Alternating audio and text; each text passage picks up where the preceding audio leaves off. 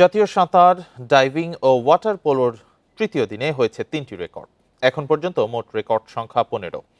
তৃতীয় দিনেও আগ্রহের কেন্দ্র ছিলেন নৌবাহিনীর তারকা সাঁতারু সামিউল ইসলাম রাফি। ১০০ মিটার ব্যাক স্ট্রোকে নতুন জাতীয় রেকর্ড করেছেন, যেখানে ৫৭.৯৫ সেকেন্ড সময় নিয়ে ২০২৩ সালে নিজের করা রেকর্ড ভাঙেন তিনি। এবার ৬টি ব্যক্তিগত একটি দলীয় ইভেন্টে রেকর্ড করলেন রাফি। ৫০ মিটার ব্রেস্ট স্ট্রোকে রেকর্ড টাইমিং সেনাবাহিনীর তন্ময় মালিক। আর নারীদের ৪ গুণিতক ২০০ মিটার ফ্রি স্টাইল রিলেতে কীর্তি করেছে নৌবাহিনীর ৪ সাঁতারু।